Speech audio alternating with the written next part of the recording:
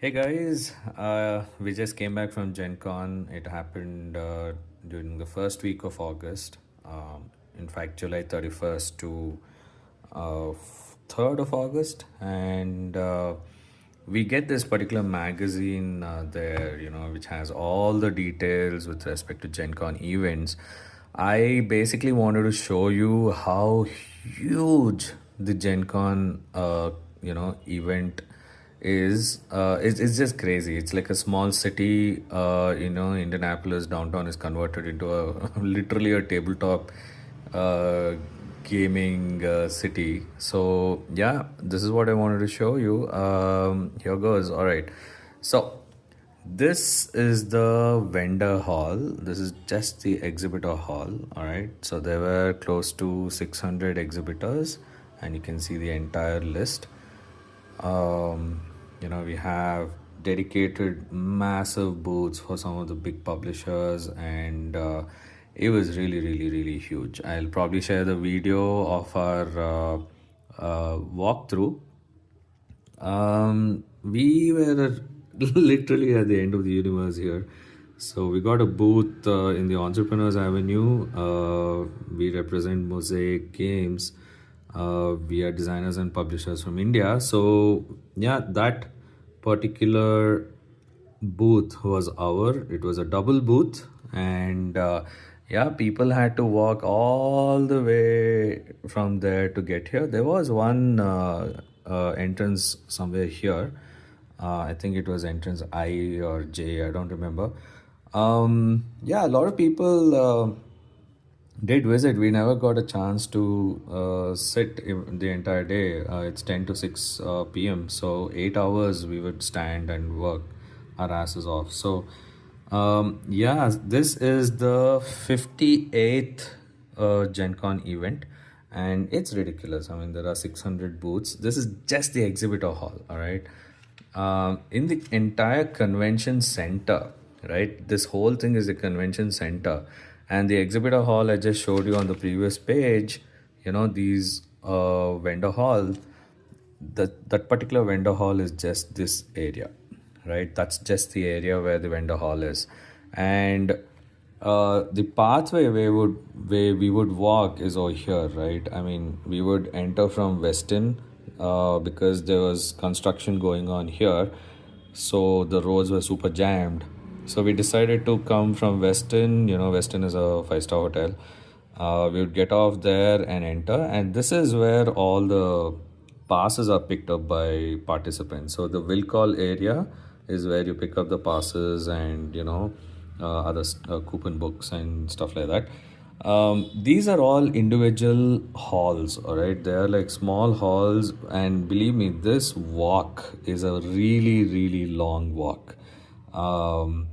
And the beautiful thing about this is this entire convention center is connected to all the hotels like this. Marriott has a skywalk, so you can actually just connect to the hotel. Again, I'll show you why all these connections are important.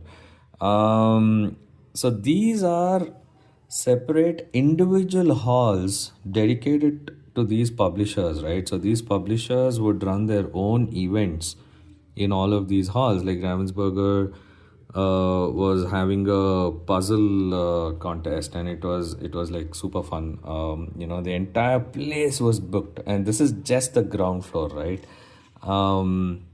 Yeah, I we did not see any of these halls except for just a handful of them.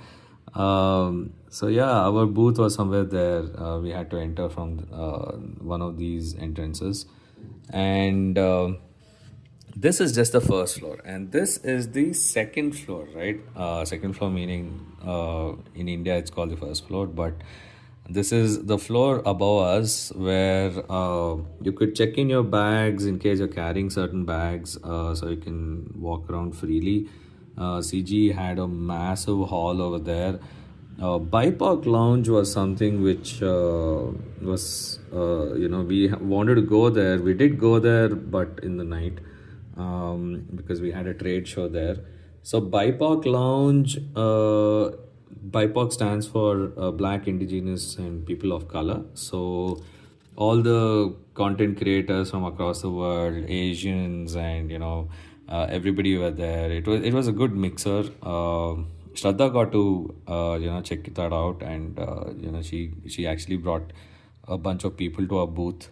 So again, from this first floor, you have again skywalks to different. You can go to Hyatt. Hyatt was where BGG was organizing their hot games room and stuff like that. So, this is the entire downtown area. This was the convention center. These are all the five-star hotels which are connected all around, right? Lucas Oil Stadium was another huge stadium where a ton of events were going on, mostly gaming tables. But yeah, it's such a massive, massive, massive event. So there is a Marriott here, had some good restaurants in there. And then there's another place called the Marriott Place, which had again these many different Marriotts in there. So it was crazy. I mean, this monument, we actually walked here, it was beautiful. There are a lot of restaurants all around, a radius of 3 miles. They were serving Gen Con specific branded beer and food and stuff like that.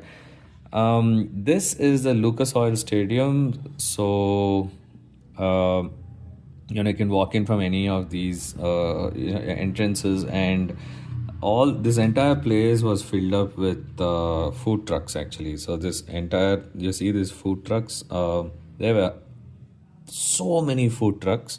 We did try a couple of them. It was okay. Pretty pricey for what you get actually. But yeah, at least you get a ton of choice. There was Asian food. There was a lot of American food and burgers and pizzas and all sorts of stuff from Philippines. We actually tried something from I think Mexican, or I don't know. It tasted more Indonesian than Mexican to us. Yeah, and then yeah, so this is more like a wide angle view of the entire stadium. So there's a games library, and this entire place is like tons of chairs. There's a Bandai area where they were playing all the Bandai, like the One Piece card games and the Gundam card games and stuff. Magic the Gathering had a massive area, and these are the different hotels. Again, each of these hotels had halls in them. So they're like either a ballroom or individual halls, and they're all filled up with gaming rooms. So there's so many publishers, right? Thousands of publishers. So each one of them had booked a hall, and then this is in JW Marriott. Again, so many halls. All over the place, all the way from the ground floor to the second or third floor. Again, so many halls which were all booked for gaming. Again, Omni was another big hotel. Union Station was another hotel. Westin, this was the hotel where we would stop and then walk to the convention center. It's just crazy. There are so many events, so many sponsors, and it was just crazy. And so we missed the block party, obviously, because we were always in the convention center. The food trucks timing was from 9 to 8 p.m. on till Saturday. Sunday, everything closes early. The block party is like literally a party, okay? Like 5 p.m. to 10 p.m. and 9 a.m. to 8 p.m. So there are these areas around the convention center, mostly in the parking lot, where they would just have a blast. There's like good food and good beer and tacos and really really nice. So this particular company had branded apple cider and beer as well. So amazing stuff. And yeah, so in the Entrepreneurs Avenue, we were super lucky to get to be selected. We were just the six, publishers who got an opportunity to, get a marketing fellowship. So they promoted us in the magazine like this, where we would get a feature and stuff. It's nice to see our, company's logo. And Yeah, all of these companies had some really interesting games, especially Salt and Pepper Games and Adventures Entertainment. They had some really cool games. So that's how the Lucas Oil Stadium is filled up. It's a massive mess, it's huge, and we just didn't have the opportunity to leave our booth and go here. But I think the next time we definitely are going to make time for all this. So we had some guests of honor at Gen Con, Eric Lang and Elizabeth Hargrave and many others. Elizabeth Hargrave actually had some really cool sessions on how to design games around nature systems. And, she's actually developed so many games. All of these are games designed by her. Undergrow is based on mushrooms and how they interact with the entire ecosystem. Eric Lang was also there. He was running more shows about how to get your perspective and everything into games and stuff like that. Very, very cool. So yeah, I mean, the block party was amazing. The hotbox pizza was it had a massive queue. There was official merchandise and this cute little red dragon. There are a lot of donation camps and all that happen as well. So there's so many communities meeting here. It's just ridiculous. This was a souvenir cup, which some of our friends had picked up, and Card Hala is the big one where they build these massive uh, house of cards of types, and then they go demolish it on the last day. Um, so yeah, stadium events. There were so many events going on there. This was one interesting thing where there was a blood drive going on. This auction event and the consignment shop was the most fun thing. The auction was one hell of a thing to watch.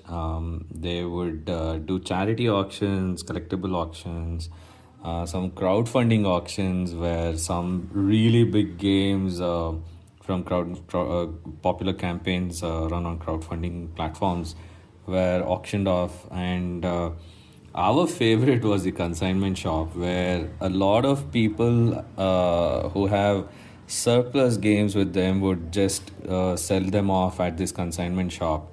And I think we bought a ton of games there, all in shrink. So longer you wait, better discount. But again, it's at the risk of losing everything. Yeah, so we are just super lucky to have an opportunity to, come here and exhibit.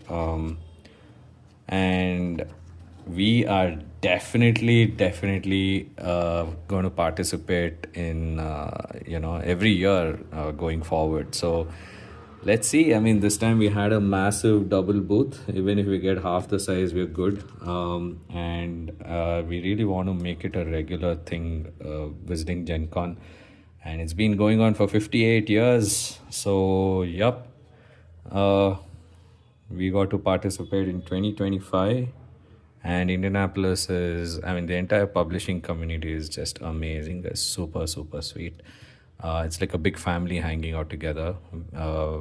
We had a blast. We had an amazing time.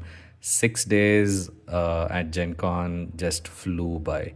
So yeah, this was just a small intro to what Gen Con is and how big the entire event is. Hope you had fun.